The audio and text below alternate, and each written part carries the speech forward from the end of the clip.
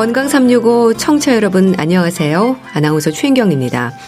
새해 복 많이 받으시고 건강한 새해 되시기 바랍니다. 오늘이 2023년 1월 1일 새해 첫날입니다. 새해, 새로운 한 해가 주는 마음은 무심했던 일상을 다시 계획하게 하고 새롭게 다짐하게 되는 계기를 만들어주는 듯해서 감사하죠. 특히 건강에 대한 소망은 빠지지 않잖아요. 올 한 해 청취자 여러분의 건강한 일상을 바라는 마음으로 오늘부터 사흘간 암, 고혈압, 그리고 필요한 재활치료를 통한 건강관리법까지 이어가겠습니다. 첫 시간인 오늘은 참 많이 부담스러운 질환이죠. 암을 예방하기 위해서 살펴야 하는 부분들 짚어보겠습니다. 그리고 나이 들수록 챙겨야 하는 근력에 대해서도 알아봅니다. 건강 365 나윤권의 기대 듣고 시작하겠습니다. KBS 라디오 건강 365 함께하고 계십니다. 올해도 건강하게 보내시기 바랍니다. 새해 인사 많이 주고받으셨죠? 서로의 건강을 바라는 마음이 새해 가장 큰 덕담이지 않을까 싶은데요. 특히 암에 대한 부담은 우리 생활 습관을 돌아보게 하고 또 건강 습관으로의 일상을 다짐하고 계획하게 합니다. 국립암센터 서홍관 원장과 함께 올해도 암 예방을 위한 노력 생각해 보겠습니다. 원장님 안녕하세요. 네, 안녕하십니까? 네, 새해 건강하게 보내시기 바랍니다. 건강 365 청취자들께 새해 인사부터 해 주시죠. 네, 건강하지 않으면 행복하기가 어렵지 않습니까? 네. 그래서 건강과 행복을 같이 이뤘으면 좋겠습니다. 네. 참 건강을 바라는 소망에서 암에 대한 부담이 빠질 수가 없습니다. 사망 원인 1위가 암이죠. 네, 그렇습니다. 사망 원인가 1위인데요. 얼마나 1등이냐면 2등, 3등, 4등의 사망 원인을 합해야 1등이 될 정도로 압도적이에요. 그리고 또 계속 증가하고 있다는 게 또 문제입니다. 그래서 암을 해결하지 않고는 건강 문제를 해결할 수 없습니다. 그렇게 각자 암을 걱정하는 마음도 크고 의학이 하루가 다르게 발전함에도 암으로 인한 사망자 수가 줄지 않는 이유가 뭘까요? 그것은요. 암이라는 것은 기본적으로 노인들의 질병이에요. 네. 그래서 고령화 현상이 우리나라가 전 세계에서 가장 빠른 나라인데 그러다 보니까 노인 인구가 늘어나기 때문에 암 환자가 늘어나는 것입니다. 그 가장 기본적인 것을 우리가 벗어나기는 어렵습니다. 예. 그러니까 국립암센터에서도 이 암 유병률은 물론이고 사망률을 낮추기 위한 여러 가지 노력을 하고 있지 않습니까? 네네. 통계로 볼 때 그래서 해마다 생존율도 증가하고 있죠. 그러니까 암 하면은 예전에는 이제 암이 불치병이다 이런 식으로 됐었잖아요. 수십 년 전에는. 그런데 지금은 암의 5년 생존율, 그러니까 5년 생존율이라는 것은 이제 완치율을 대신 이렇게 표현하는 것인데요. 암의 5년 생존율이 20년 전에는 43%였는데 지금은 70%입니다. 그래서 암에 걸린 사람의 70%는 완치된다 이렇게 생각하시면 됩니다. 네. 더 이상 불치병이 아닙니다. 예. 이제 암은 치료보다 예방이라는 말을 하지 않습니까? 원장님도 네네. 암 예방의 중요성을 늘 강조를 하시잖아요. 네, 그렇죠.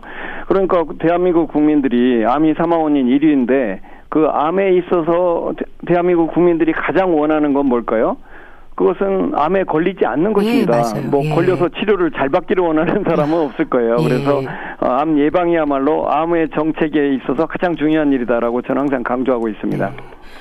그럼 과연 암은 예방이 가능할까? 질문도 많이 받으실 텐데요. 어떻습니까? 예방이 가능합니까? 그러니까 세계보건기구는 암에 대해서 3분의 1은 예방 가능하고 3분의 1은 조기 진단을 통해서 완치 가능하다 이렇게 발표를 했고요. 나머지 3분의 1은 지금 완치하기는 어려운데 이분들을 위해서는 삶의 질을 향상시키자 이렇게 이제 의견을 줬습니다. 그러니까 쉽게 말해서 적어도 3분의 1은 예방 가능하다라고 생각하시면 되겠습니다. 그렇다면 암 예방을 위해서 어떤 노력을 해야 할까? 이 조기 발견을 위해서 살펴야 하는 부분들이 뭘까? 이 부분이 중요할 것 같은데요. 네. 암 예방과 조기 진단에 대한 인식과 노력에 좀 발전이 있었다고 보시나요? 일단은 그 암을 예방하려면 암의 원인을 알아야 되지 않겠습니까? 예. 그래서 그 원인이 되는 것들을 우리가 피하면 되는데 이미 많은 사실들이 알려져 있어요. 그래서 대한민국 국민들은 이미 알려진 것들, 암의 원인이라고 알려진 것들을 자기가 피하면 됩니다. 예. 물론 지금도 하고 계시지만 아주 오랜 세월 또 금연 운동에 노력을 하셨습니다. 근데 술도 발암물질이라는 걸 강조하시지 않나요? 그러니까요. 그동안 이제 가장 암을 일으키는데 중요한 것이 이제 흡연인데요. 이제 흡연이 담배가 그 암을 일으킨다는 걸 모르는 사람은 없습니다. 그런데 술을 마시는 사람이 대한민국 국민에 2,500만 명 있는데요. 이분들은 대다수가 술이 발암물질이라는 것 자체를 모르고 있다는 것이 문제입니다. 술은 1군 발암물질인데요. 1군이라는 것은 우리 몸에서 암을 일으킨다는 것이 명백히 확인된 것을 1군이라고 하는 거고요. 술이 우리 몸에서 암을 일으킬 뿐 아니고 그 술이 우리 몸에 들어가면은 아세트알데히드로 변하거든요. 그런데 아세트알데히드도 또 1군 발암물질이에요. 그래서 어쨌든 술을 먹게 되면 알코올 그리고 그것이 분해되는 아세트알데히드 둘 다 1군 발암물질이기 때문에 7종류의 암을 일으킨다는 것이 확정돼 있습니다. 그러니까 적당한 음주는 오히려 건강에 도움이 된다고 생각하는 분들도 있습니다. 어떨까요? 이제 그게 어떻게 보면은 정말 술에 대해서 가장 그 잘못 알려진 상식 중에 하나입니다. 이제 그렇게 된 이유는 그 술이 예를 들면 심혈관 질환 그러니까 심장병이나 혈관 질환을 약간 막는 효과가 그 부분적으로 보고가 돼 있어요. 그런데 그 효과는 대단히 미미합니다. 그리고 그때 그 약간 도움이 된다는 것도 한두 잔일 때 약간 도움이 되는 것이지 뭐 서너 잔 올라가기 시작하면은 해로움이 더 큰 것이에요.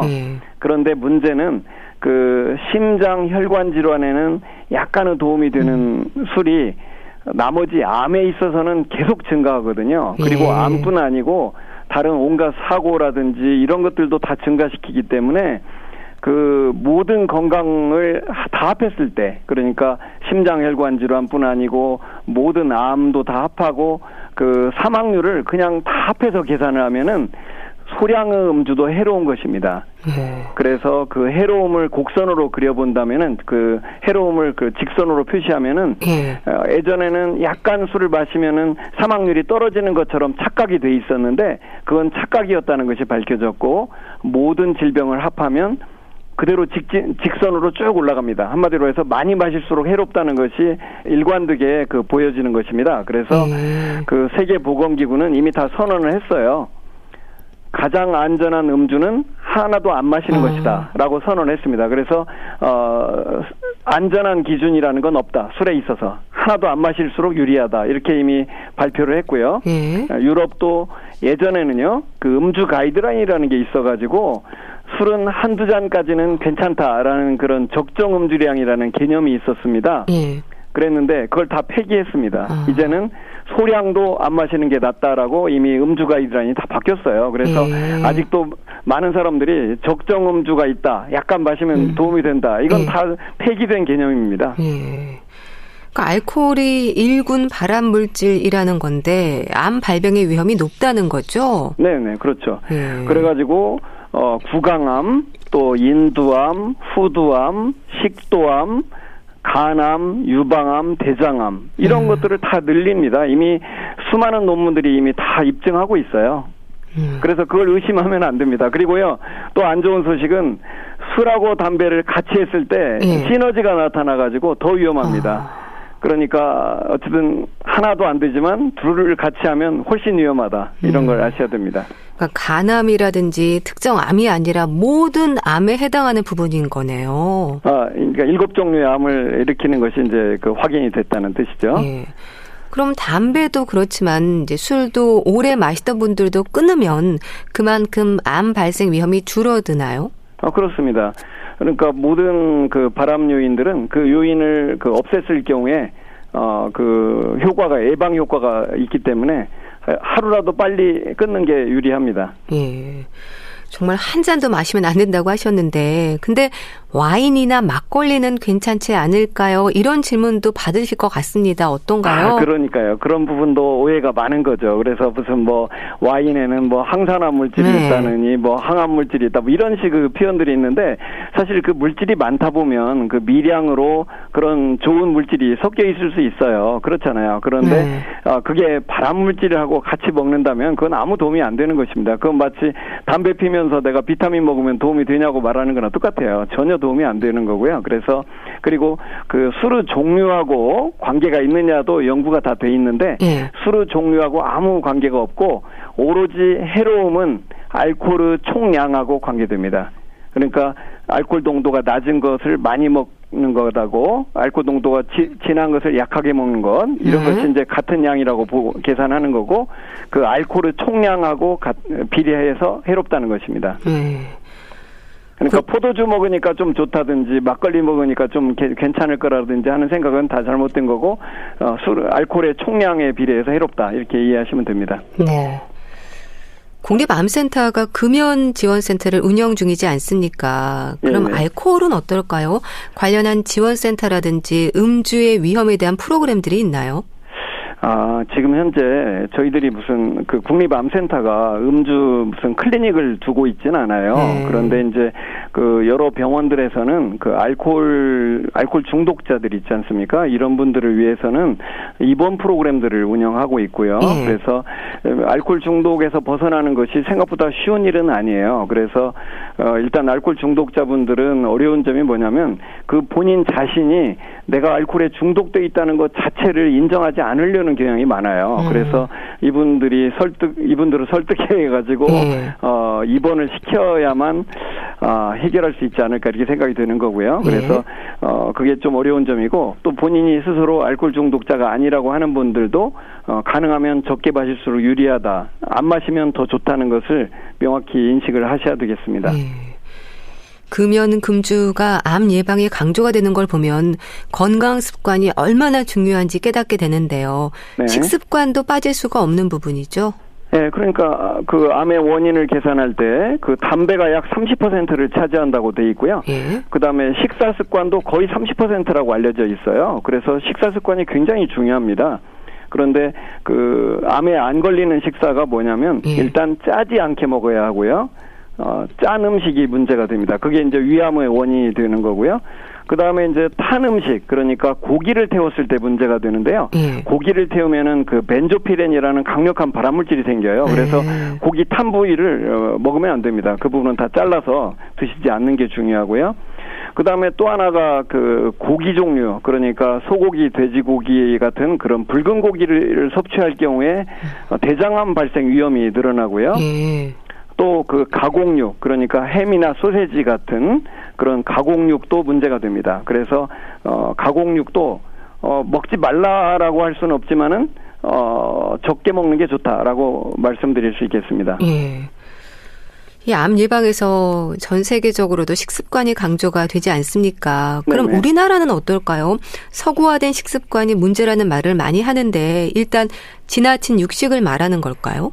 네, 그렇죠. 그러니까 고칼로리, 너무나 기름진 음식 같은 것들이 대장암과 유방암 발생에 관련된다는 것들은 잘 알려져 있습니다. 그래서 가능한 대로 그 채식 위주의 식사가 건강에 좋은 것입니다. 채식 위주의 식사, 그리고 고기를 적게 먹는 거, 그리고 소식하는 거.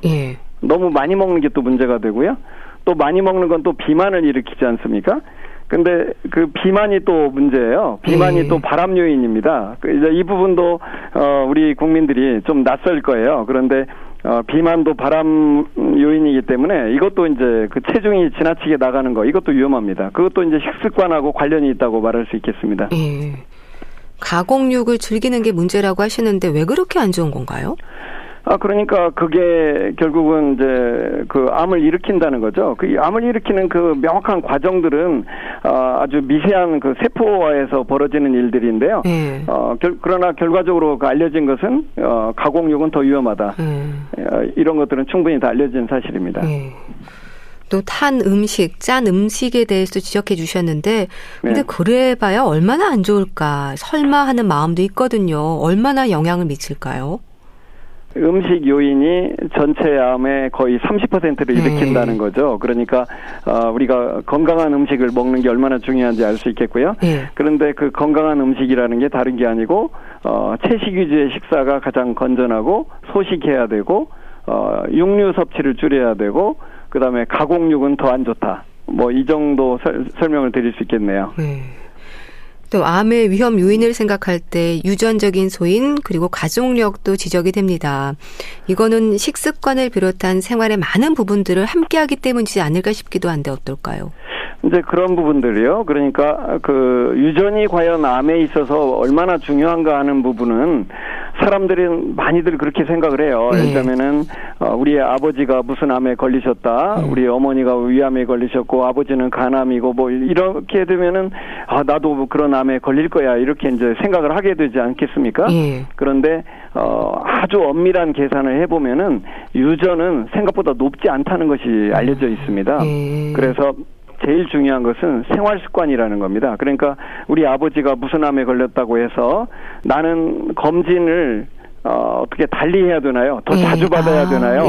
이제 이런 얘기들을 하는데 전혀 달라지지 않습니다. 부모님이 무슨 암에 걸렸다고 해서 검진을 더 자주 하거나 그럴 필요는 없다는 거예요. 왜냐하면 유전이 중요한 게 아니고 생활 습관이 훨씬 중요하기 때문에 그렇습니다.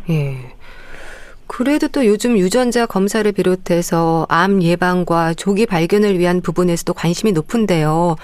유방암이라든지 가족력이 중요한 암이 있긴 하죠. 물론이죠. 그러니까 그 유전이 가장 중요한 암은 아마 유방암이라고 말해야 됩니다. 이제 유방암이 어떻게 보면 가족력이 가장 높아요. 그런데 예를 들자면은 그 여성에 있어서 자기 어머니 또는 이모 이렇게 그 혈연적으로 아주 가까운 사람들이 유방암에 걸렸을 때는 자기도 위험할 수 있다는 걸 아셔야 됩니다. 그래서 그때는 의사와 상담을 하셔야 돼요.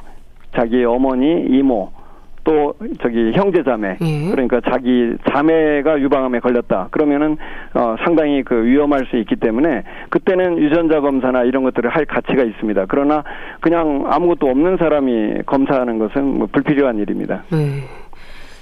그래서 뭐 이제 예를 들자면은 안젤리나 졸리 같은 경우에 자기가 그 유방을 절제를 했잖아요. 암에 걸리지도 않았는데 이제 그런데 그 경우는 굉장히 특이한 경우였어요. 그래서 안젤리나 졸리는 자기 어머니와 이모가 둘 다 유방암으로 사망을 했고 자기가 검사를 해보니까 암에 걸릴 확률이 유방암에 걸릴 확률이 50%다라는 그 데이터를 얻게 됐어요. 그래서 안젤리나 졸리는 자기 어머니와 이모가 그 유방암으로 사망하는 그 고통스러운 과정을 봤기 때문에 나는 걸리고 싶지 않다 해서 자기 유방을 절제를 했는데 물론 그 절제는 뭐 우리가 누구한테나 권하는 건 아니고요. 그런데 이제 그 경우는 대단히 특이한 경우였다는 걸 아셔야 됩니다.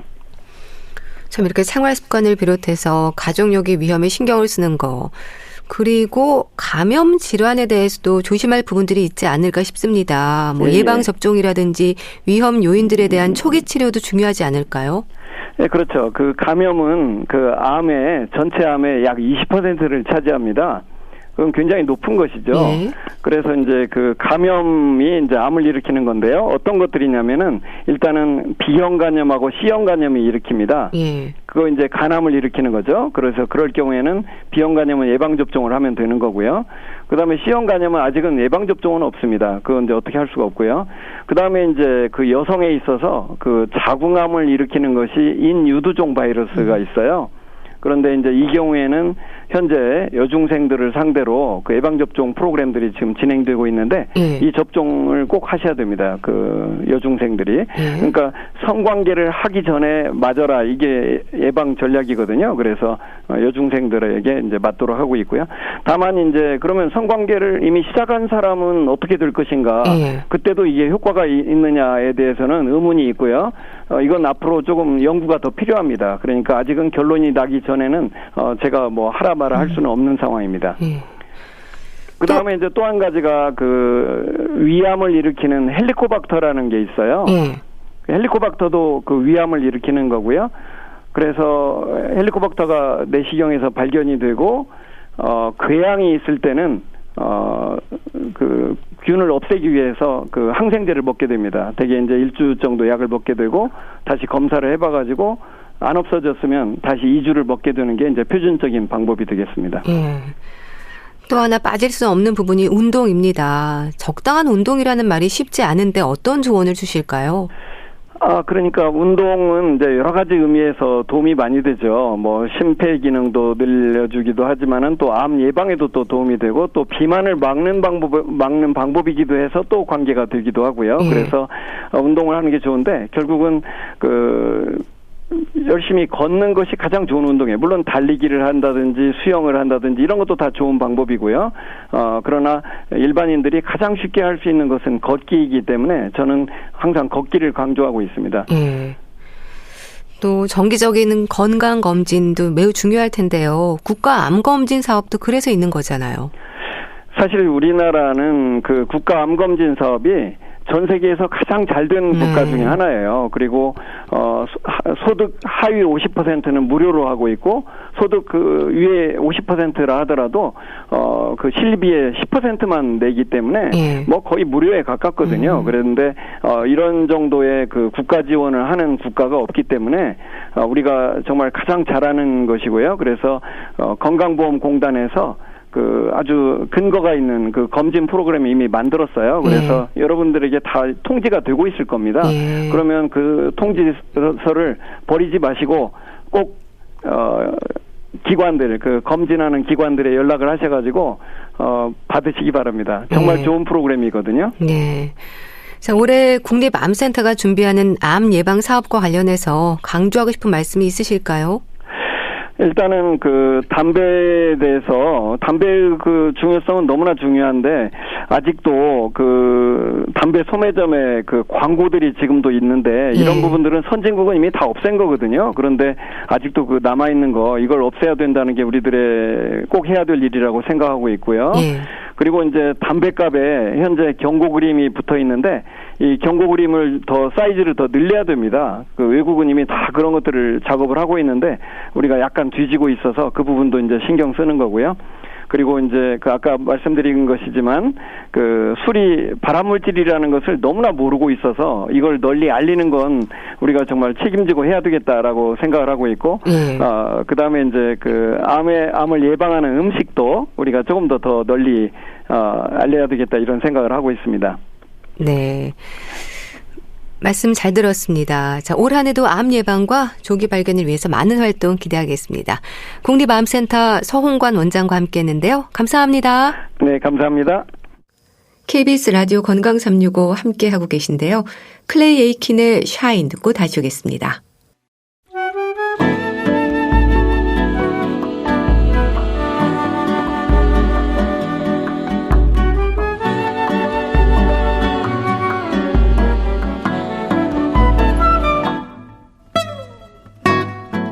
건강한 하루의 시작.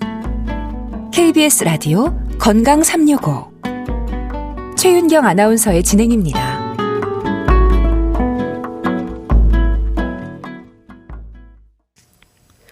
KBS 라디오 건강 365 함께하고 계십니다. 올해도 건강하게 적당한 운동 그리고 영양을 고려한 식사로 근육이 도망가지 않도록 잘 관리하시기 바랍니다. 특히 노인들에게는 근육의 기능에 문제가 생기지 않도록 근육의 양에 신경을 써야 할 텐데요. 대한의사협회 백현옥 부회장과 함께 낙상과 골다공증 예방을 위한 근력 말씀 듣겠습니다. 안녕하세요. 새해 복 많이 받으세요. 안녕하십니까. 네. 복 많이 받으십시오. 새해 청취자들에게도 인사하시죠? 네. 안녕하십니까. 청취자 여러분. 새로운 한 해가 시작됐습니다. 여러분 모두 더욱 건강하시고요. 그리고 행복한 새해를 맞이하시길 바랍니다. 네. 지난해 특히 노인 건강에 대한 조언을 많이 주셨는데요. 교수님은 어떠세요? 올 한 해 건강을 위한 계획 좀 세우셨습니까? 잠깐 생각을 해봤는데요. 네. 새로운 한 해는 활기찬 하루하루 어떨까요? 좋네요. 한 걸음이라도 더 걷고 그리고 한마디라도 좋은 말을 하면서 기쁜 마음으로 여러분 모두 매일매일 활기에 넘치고 즐거우시길 바랍니다. 네. 참 나이 들수록 이렇게 근육의 양, 근량의 중요성이 강조가 되지 않나요? 네, 맞아요. 왜 나이가 들면 팔다리 근육이 젊을 때하고 달리 왜 눈에 띄게 줄어드는 거 보시잖아요. 예. 엉덩이라든지 특히 넓적다리, 허리 이런 거 약해지면서 하반신이 굉장히 가늘어 보이죠. 좀 부실해 보이고요. 자세가 또 따라서 꾸부정해지고 무릎도 꺾이니까 걸음걸이도 좀 약간 어정어정 걷게 되고요. 이게 바로 노화가 시작됐다는 어떤 대표적인 신체 변화라고 할 수 있죠. 특히나 노화는 근육의 쇠퇴 여부하고 비례해서 진행되기 때문에 여러분들이 젊음을 유지하고 활기차게 오래 살려면 근력을 유지하는 것이 무엇보다 중요하다. 이런 말씀 드려야겠네요. 예. 근데 노년기를 사는 분들은 근육이 빠지는 소리가 들리는 것 같다는 말도 하거든요. 젊을 때와 비교를 하면 나이에 따라서 근육에 변화가 생기는 건 자연스러운 일이라고 봐야 될까요? 맞습니다. 노화가 진행되면은 실제로 근육이 적어지고요. 예. 그 자리에 지방이 또 대체해서 들어가요. 그래서 노화로 인해서 재생되는 근육보다도 잃어버리는 양이 많아져서 전체적인 근육량이 줄어드니까 자연스러운 변화는 맞기는 맞습니다. 예. 그렇지만 스스로 관리를 어떻게 하느냐에 따라서 아주 심각하게 진행되는 것은 예방할 수가 있습니다. 아주 서서히 단계적으로 감소하는 걸까요? 근육의 양은 보통 왜 25 내지 한 30세까지는 제일 최고점을 찍습니다. 제일 많다는 거죠. 예. 근데 그 이후에 줄기 시작해서 특히나 40살이 넘어가면은 이제 눈에 띄게 줄어들기 시작을 합니다. 그래서 전체적으로는 한 10년에 8% 정도씩 감소하다가 70세가 넘으면 무려 15%씩 감소한다고 합니다. 예. 그러니까 이게 단계적 감소는 맞는데 나이가 들수록 그 속도가 가속화되는구나 하는 걸 알 수가 있고요. 80세가 되면 놀랍게도 우리 몸의 근육의 절반 가까이가 줄어들어 버린다 그러니까 감소하는 양이 엄청나긴 합니다. 예. 자연스러운 변화이긴 하지만 근육량이 줄어들수록 근육의 기능에도 문제가 생기는 거잖아요. 근육을 지키기 위해서 어떤 노력을 해야 할지 걱정되기도 하고 궁금하기도 하고 그렇습니다. 좀 알려주세요. 그렇죠. 사실 근육의 양이 줄어도 뭐 제 기능만 한다면 문제 없겠죠. 예. 근데 이제 줄어들어서도 문제지만 남은 근육조차도 제 기능을 잘 못하니까 사실은 큰 문제가 생기긴 해요. 넘어지기도 잘하고 활동도 어렵고 또 전신 상태와 관련돼서 만성질환 관계도 있으니까 이런 문제들이 이제 뭐 큰 문제가 되겠죠. 그럼 어떻게 노력을 해야 할까? 근데 이거 맨날 제가 말씀드리는 상식적인 얘기가 또 들어갑니다. 첫째, 영양이죠. 근육을 유지하고 만들려면 재료가 있어야 되잖아요. 그러니까 여러 가지 영양소 다 필요하지만 그중에도 특별히 강조하는 거 단백질이죠. 골고루 잘 드시고 질 좋은 단백질 섭취하셔야 된다. 자, 두 번째. 이것도 역시 우리 말씀드리다 보면 노상하는 얘기죠. 운동 꾸준히 해주셔야 됩니다. 근력 운동 꾸준히 하시고 유산소 운동도 동반하셔야 되는데 여기에서 강조할 거는 꾸준히 매일 하는 게 중요하지 오늘 이 얘기 듣고 아이고 나 이제 건강 좀 생각하려고 오늘 나가서 운동해야지 그러고 한꺼번에 2-3시간 했다. 뭐 짐작하시죠? 몸살도 나고 뭐 그렇지만 그런 거야. 뭐 며칠 쉬면 되지만 갑자기 그렇게 해서 관절 무리가 온다거나 아니면 심장질환 있는 분이 심혈관 과부하로 문제가 생기거나 뭐 뇌졸중 생기거나 이러면 안 되죠. 그러니까 그거는 꾸준히 매일 하는 운동이 중요하자 요약하면 생활습관이 중요하다는 말씀을 드리겠습니다. 근데 근육이 빠지지 않도록 채워주는 약물 치료는 없는 거죠? 네. 아직 개발은 열심히 하고 있지만요. 확실한 치료제라고 내놓을 것은 아직 없습니다. 생활습관이 중요합니다. 그러니까 그만큼 생활습관이 참 중요하다는 얘기인데 노년기에도 젊을 때 근육을 바라는 건 아니잖아요. 근육의 양을 어떻게 이해하면 될까요? 말씀드렸듯이 왜 30세 이후부터 서서히 줄기 시작해서 줄어드는 속도가 나이가 들수록 굉장히 빨라진다고 말씀을 드렸어요. 그래서 80세가 되면 절반밖에 안 남는다 그러는데 결국은 나이가 들수록 이렇게 서서히 단계적으로 감소하는 게 노화의 과정이긴 하지만 예전과 달리 우리가 오래 살잖아요. 그러니까 예전 같으면 일찍 사망을 하게 되니까 사실은 근력이 줄고 기능이 떨어져도 그렇게 생활하는 데 지장이 있다고 느끼질 않았지만은 수명이 길어지면서 일상생활을 건강하게 그리고 독립적으로 유지하는 것의 여부가 근육의 양하고 관계가 깊더라 하는 것을 알게 된 거죠. 그래서 근량이 급격히 감소하면 그만큼 만성질환이 악화되거나 아니면 넘어지거나 따라서 오는 골절 등으로 삶의 질이 현저하게 떨어지고 질환 이환율과 그리고 사망률이 올라간다는 거. 그래서 근육의 양과 직접 관계가 있다고 그렇게 이해를 하셔야 되겠습니다. 네. 그렇게 근량이 줄어드는 건 근감소증이라고 하는 거죠. 노화 외에도 원인은 다양한가요? 네. 근이 줄어드니까 근감소증이라고 합니다. 네. 거기에 기능 주는 것도 포함하지만 대체로 원인을 얘기한다면 두 가지로 나누잖아요. 원발성 그리고 2차성인데 네. 원발성이 바로 말씀 주신 노화입니다. 그래서 이게 가장 흔한 원인이긴 해요.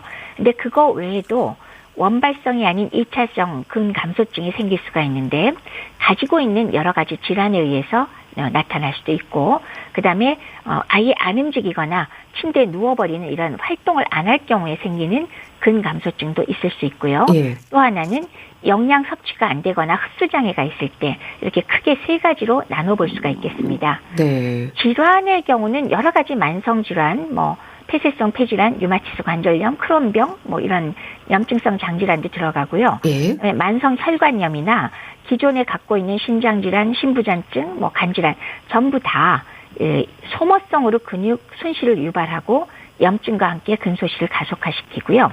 또 근육을 전혀 사용하지 않으면 당연히 근감소증이 진행되는데 젊은이라 그래도 우리 왜 뼈가 부러져서 이렇게 오랫동안 누워 있거나 그러면 그대로 근육량이 줄어드는 거 알고 있잖아요. 기부싼 다음에 그거 풀고 나서 근육 없어지는 거 보시잖아요. 예. 그리고 그것도 보면은 움직이지 않으면 바로 줄어드는 걸 알 수가 있는데 특히나 운동을 별로 하지 않는 현대인들의 좌식 생활 이것도 또 근감소증이 최근에 더 많은 이유가 되고요. 그다음에 마지막으로 계속적으로 만들고 싶은데 재료가 없으면 안 되겠지요 하는 말씀은 제가 계속 드리고 있잖아요. 네. 단백질 충분히 공급하셔야 합니다. 네. 그럼 또 근육의 양이 줄어들수록 체지방은 많아지는 건가요? 그러니까 줄어드니까 상대적으로 많아지는 건 당연한데요. 실제로 근육 자체를 들여다봐도 근육이 노화하면은 미세 구조가 변화하거든요. 예. 그래서 빠르게 수축하는 근섬유가 위축이 되고 소실이 되는데 그렇게 되기 때문에 근섬유 숫자와 크기도 감소를 하게 돼요. 예. 그런데 그렇게 감소한 데를 근육의 지방 조직이 증가하면서 자리를 차지하게 됩니다.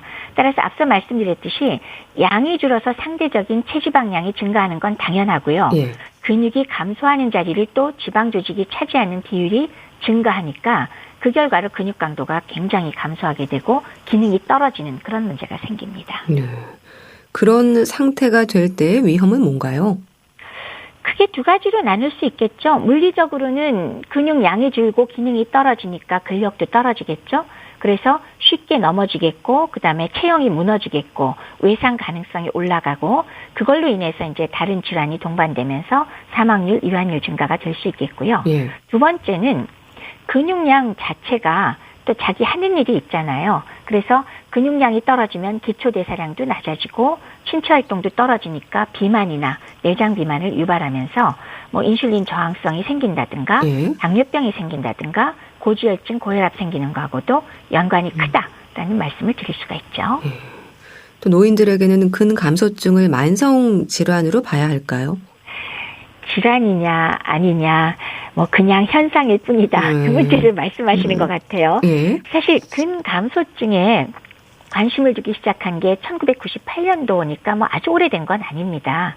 그래서 노화에 따라서 근육이 줄어드는 현상이 계속되는데 그냥 현상이라고 생각을 했더니 의료적인 측면에 심각한 결과들이 동반되는 걸 점차로 많이 관찰하게 됐어요. 예. 그래서 우리가 질환으로 봐야겠다라는 주장이 계속 나오기 시작해서 그럼 공식적으로 질병으로 인정받은 건 언제냐? 굉장히 최근입니다. 미국에서 인정받은 게 2016년이고요. 우리나라는 2021년에야 공식적으로 코드가 잡히면서 질병으로 인정을 받게 되었습니다. 예. 근데 근감소증은 평소에는 잘 느끼지 못할 것 같습니다. 낙상으로 사고를 당하기 전까지는 잘 모르지 않나 싶은데 어떨까요? 그렇죠. 평소에는 왜 이게 천천히 진행하기 때문에 사실은 잘 들여다보고 있지는 않는 한은 내가 조금 다리가 좀 가늘어졌다 그래서 그게 큰일이라고 생각하진 않죠. 예. 그렇기 때문에 말씀 주신 것처럼 낙상 사고라도 나서 병원에 입원하거나 그랬을 때 비로소 알게 되는 경우가 상당히 많죠. 그 낙상으로 사고를 당한 후에 알게 되는 골다공증의 위험을 비롯해서 고관절 손상도 근감소증이 원인인 경우가 많다고 하던데요. 그럼 노인 건강에서 이렇게 근감소증에 신경을 써야 하는 이유가 이런 것들일까요? 근육이 줄면은 당연히 일상생활 수행 능력이 떨어지잖아요. 예. 그러니까 피로하기도 쉽고 활동량도 줄고 그렇기 때문에 오히려 또 근육을 안 쓰니까 더 양이 줄어드는 악순환에 빠지게 되죠. 그래서 이 과정에서는 뼈나 남아있는 다른 근육을 지탱하는 힘이 없어지니까 무리가 가서 아주 쉽게 골절을 일으키거나 낙상사고로 이어질 가능성이 높잖아요. 예. 그리고 또 뼈와 관절이 서로 부딪히지 않도록 부드럽게 이게 근육이 힘을 잡아줘야 되는데 그게 근육이 줄어들수록 당연히 척추 디스크나 관절염 걸릴 확률도 굉장히 높아지겠죠. 예. 또 노년기에는 그렇게 사고를 당하고 나면 회복이 쉽지 않잖아요. 보행 훈련부터 시작하는 경우도 많지 않나요? 그렇죠. 사고를 당해서 뭐 고관절 골절이라도 동반된 후에는 바로 서기 연습을 하면서 걷는 연습, 보행 훈련이 당연히 기본이죠. 예. 그리고 또 오래 누워 있을수록 근육이 또 감소한다고 했으니까 가급적 초기에 일어나서 서기 연습 그리고 걷는 연습하고 적절한 영양 공급을 함께 해서 기본 재활 훈련 반드시 필요합니다. 예. 뭐 그런 근육의 양은 물론 근력, 악력까지 이런 것들이 근감소증을 진단하는 데 있어서 점검하는 부분이 될까요? 진단을 위한 검사나 기준치가 좀 궁금합니다. 그렇죠. 병원에 오시면은 이제 근육의 그 골격 근육량을 측정해서 직접 확인할 수가 있는데요. 예. 그럴 때는 왜 이중 에너지 방사선 흡수법, 말이 깁니다. 이거 골밀도 검사하는 기계로 검사하는데요. 예. 근육의 양을 측정할 수 있어요. 그게 한 가지가 있고 또 하나는 바이오 임피던스 측정법이라는데 이건 체지방을 검사할 때 하잖아요. 예. 근데 사실은 이걸로도 골격근량을 측정할 수 있어요. 이거 두 가지를 많이 사용을 하고요. 그거 외에도 물론 CT나 MRI 등으로 근육의 양을 측정할 수 있습니다. 숫자야 별로 기억하실 필요 없으니까 그런 방법을 쓰고요. 그다음에 근력은 정확하게는 물론 다리 근력을 측정하는 게 좋은데 이거는 좀 비싼 기계가 필요하거든요. 예. 그래서 일상적으로는 악력기라는 걸로 손아귀 힘을 측정해서 역시 그 힘, 기능을 측정하게 됩니다. 그리고 그다음에 근의 기능 자체는 신체 기능을 평가하는데 요거는 보행 속도를 측정하거나 아니면은 6분 검사 보행을 한다거나 그다음에 또 좀 더 간편하게 하려고 5번 의자에서 일어나기를 할 때 시간이 얼마나 걸리냐 예. 이런 것들로 근육의 기능을 측정을 저희가 하고 있습니다. 예. 그럼 좀 근육 관리가 필요할 것 같은데요. 어떤 방법이 강조가 될까요? 근육 관리에서는 사실은 그 근력 저하나 근갑소증이 나타났을 때 증상 악화에 영향을 미치는 요인을 먼저 찾아내고 예. 그리고 동반 질환이 있어서 꼼짝도 못하는 게 아닌지 원인을 제거하는 게 우선은 가장 중요할 겁니다. 그래서 원인 제거를 한 연후에 그다음에 우리가 기본적으로 계속 말씀드리는 거 있잖아요. 아미노산 중심 필수 아미노산 빠지지 않게 질 좋은 단백질 적절하게 꼭 섭취하고 운동하시라. 근력 운동과 유산소 운동을 병행하시라는 거고 예. 사실은 한 가지 더 말씀드리고 싶은 건 많은 분들이 왜 만성질환을 앓고 계시기 때문에 복용 중이던 음식과 약제를 검토하는 것 이것도 상당히 중요합니다. 예. 그래서 약제 때문에 또 문제가 되는 경우가 있고요. 또 하나는 연화장애나 또는 낙상과 관련되는 그런 위험 요소들을 역시 같이 검토하고 관리를 해 주셔야 되겠습니다. 네. 아직 근감소증을 치료할 수 있는 약은 없다고 말씀 주셨습니다. 결국 운동과 영양에 신경을 쓰는 게 예방이자 치료이기도 하겠어요. 정확한 말씀입니다. 네. 이거다 하는 약물은 없으니까요. 예. 어떻게 신경을 써야 될까요? 우선 첫 번째는 먹는 걸 좀 말씀을 드린다면 근육의 재료가 되는 양질의 단백질을 섭취하는데 일반 성인의 경우에 하루 단백질 섭취량이 자기 체중의 킬로그램당 0.8g이지만 나이가 드시면 늘리라고 노상제가 말씀을 드립니다. 예. 킬로그램당 1 내지 1.2g, 경우에 따라서는 1.5g까지도 드시는데요. 제가 몇 끼니 왜 꼭 신경 쓰셔서 두부건, 고기건, 생선이건, 그리고 달걀이건 요것 중에 한 가지는 조금이라도 꼭 드시라고 말씀을 드렸잖아요. 네. 요거 챙겨서 드실 필요 있고요. 예. 필요하다면 단백질 보조제도 드실 필요가 있습니다. 그거 외에 뭐 비타민 D가 뭐 부족하면 보충을 할 수도 있고 또 하루에 20분 이상 햇볕쬐면서 운동하면 더 도움이 되겠죠. 그리고 탈수가 되지 않도록 유의하는 것도 도움되고요. 예. 두 번째는 적절한 근육 운동 당연히 하셔야 되는데요. 근육을 강화하기 위해서 어떻게 해야 돼요? 규칙적인 근육 운동과 함께 유산소 운동 하시는데 예. 시간과 어느 정도의 강도냐는 제가 여러 번 말씀드리지만은 일주일에 150분이라 그러면 결국 30분씩 주 5회 이상은 하시라는 뜻이고요. 예. 강도는 중간 정도인데 그게 어느 정도냐 알 수 없잖아요. 운동을 하면서 약간 숨이 차고 그리고 땀이 촉촉하게 날 정도의 강도, 이런 정도의 운동을 하루에 30분씩 주 5회 하시는 게 도움이 된다. 이 정도가 되겠습니다. 걷기 운동이 도움이 되는 건가요? 아, 물론이죠. 기본적으로 유산소 운동의 기본은 걷기입니다. 물론 바른 자세로 걸으셔야 되죠. 그러니까 허리 딱 펴고 중심 근육 잘 쓰면서 그다음에 뒷발을 사용해서 밀어가면서 정확한 걸음을 걷는 것도 중요한데 예. 걷기 운동이 1번이고요. 그거 외에 자신한테 맞는 뭐 유산소 운동은 선택하시기에 달렸는데 뭐 달리기까지 하다가는 다칠 가능성이 크고 네. 자전거 타기 좋고요. 뭐 수영을 좋아하시면 수영을 할 수도 있고요. 뭐 어느 거든지 좋지만 가장 기본은 걷기 운동입니다. 네. 참 원인이 다양해서 그런가요? 다학제 치료라는 말도 하지 않습니까? 여러 과와의 협진도 중요할 것 같아요. 그렇죠. 말씀드렸듯이 근감소증의 원인이라든지 근감소증과 연관된 질환을 열거하면은 사실은 모든 질환이 다 들어가요. 그래서 뭐 노인의 약은 뭐 두말할 필요도 없지만은 네. 넘어진 다음에 골절이 오면 어디로 가야 돼요? 정형외과. 네. 그다음에 재활과 유지시키려면 어디로 가요? 재활의학과.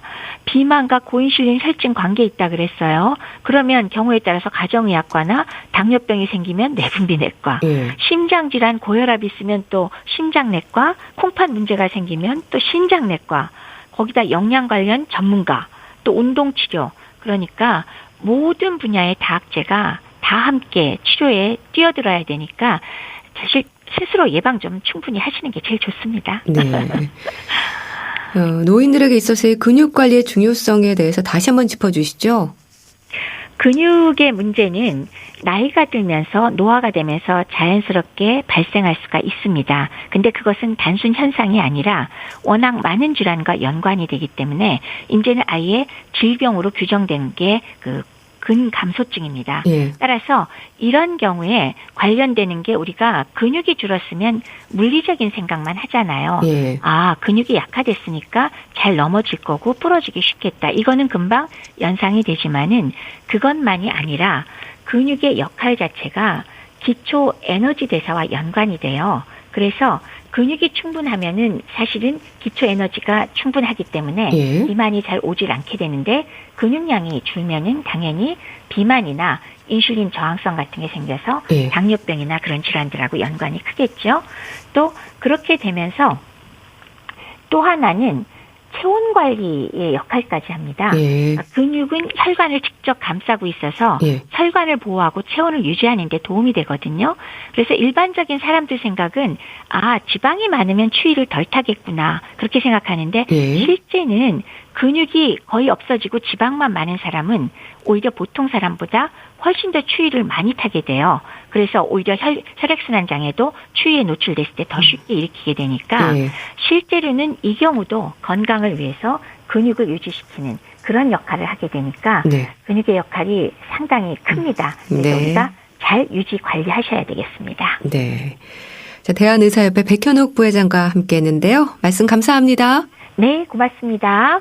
경서의 밤하늘의 별을 보내드리면서 인사드릴게요. 건강365 아나운서 최인경이었습니다. 고맙습니다.